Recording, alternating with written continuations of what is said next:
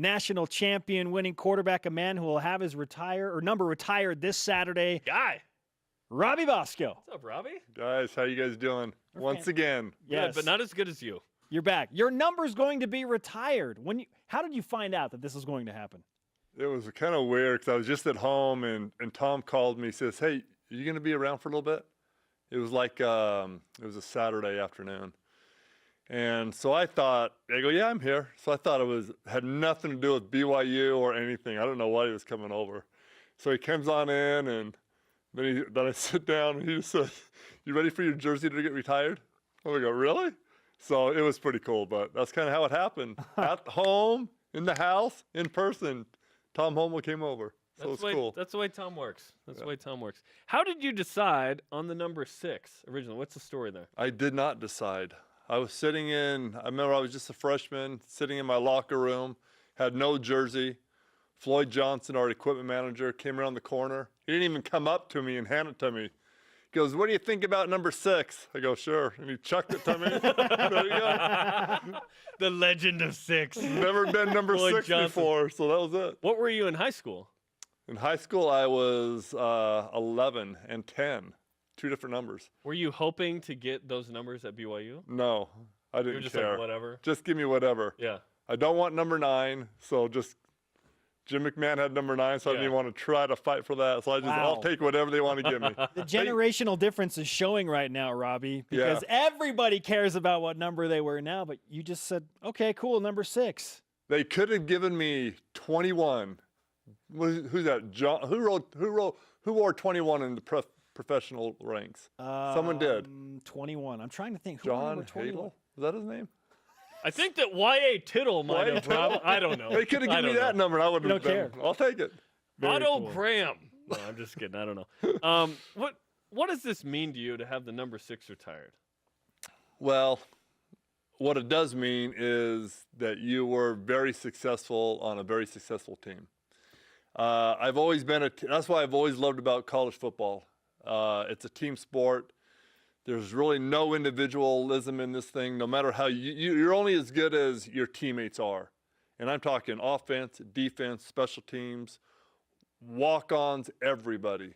And so that's what it means. I was part of a great team, and I happened to be the quarterback of that team, and we did a lot of great things, won a lot of football games, and a lot of good things happen when you do that.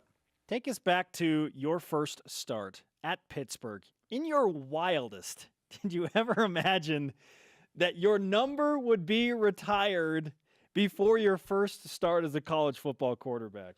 After my first 3 passes, I thought my wildest dream would be to complete a pass. I didn't think that was possible. And so that was far, far distant in any thought that I would have ever had. But it's pretty crazy. It's pretty amazing to think where I came from in high school. I actually, first time I ever played organized tackle football was a freshman. Wow. And I quit my first year. And then about a week later, I came back on the team and finished it off and then continued to play. But it's really hard to believe that I came from there to where it is now. Were there ever struggles in the early and late goings at BYU where you doubted yourself or whatever? Because you were like, 24-3 as a starter, national champion, played in the NFL. Was there ever a struggle in this, or was it always pretty smooth? No, there were struggles. I'm a homebody. I love being at home, love being with my mom and dad and stuff like that. So when I first came to BYU, I had family here, but I didn't have my mom and dad here. And so that was really hard.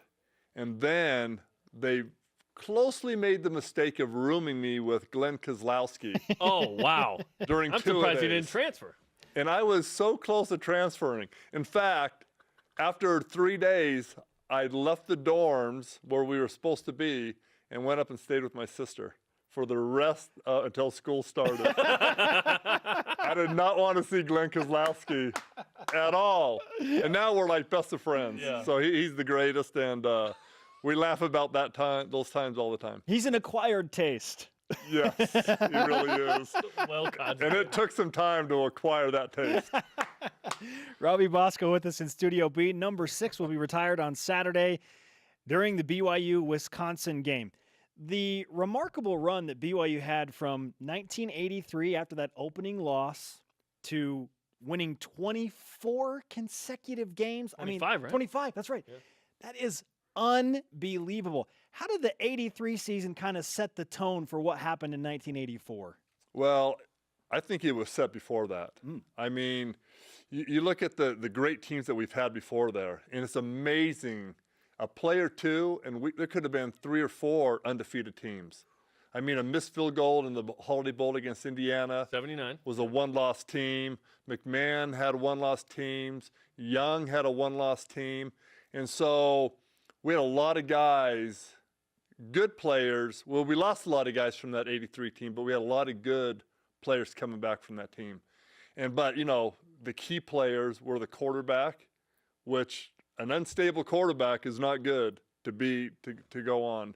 So that was the insurety of how that team was going to be. And luckily, I had some great teammates that kind of lifted me up and kept that going. And, a lot of great things happened after that. When did you win the starting job for the 84 season? I won it after the 83 season ended. I mean, I was going to be the guy.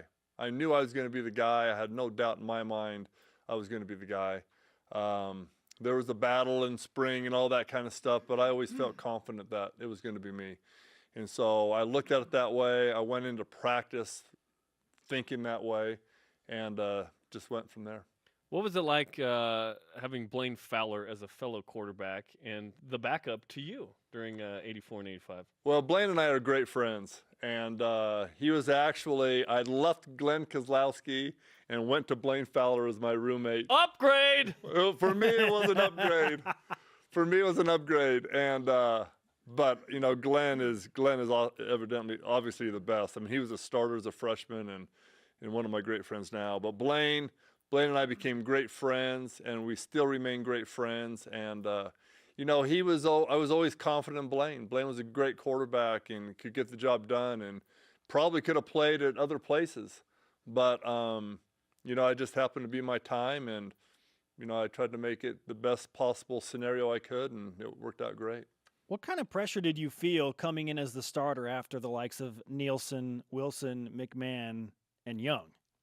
Have you ever thrown up and swallowed it? That is the feeling I had. I didn't even want to get on the plane when we went to Pitt. Oh. And then when we got to Pitt, getting off the bus, I just felt, and this was the day before the game, thinking, oh my goodness, this is going to happen. And then the great thing is it was the first live televised ESPN game. So, we've all seen the blimp, right? But it was live. So we're looking up, warming up, and there it is up there. And I had the sickest feeling in my stomach because I didn't want to be the first quarterback to not do it, to be that asterisk. When did that streak end? Yeah. Oh, it was Robbie Bosco. I didn't want to do that. And so, because there was amazing things that happened with those quarterbacks and the games they won, the All-Americans and all those kind of things. And to be put in that situation during this time was unnerving. And then, the one thing that could separate me, this is the only thing that could have separated me from those guys, is winning this national championship, and it happened. Man. And that happened. So in the Holiday Bowl in 1984, Jack Murphy Stadium, you injure your knee. You come back out. You've talked about you heard the roar of the crowd.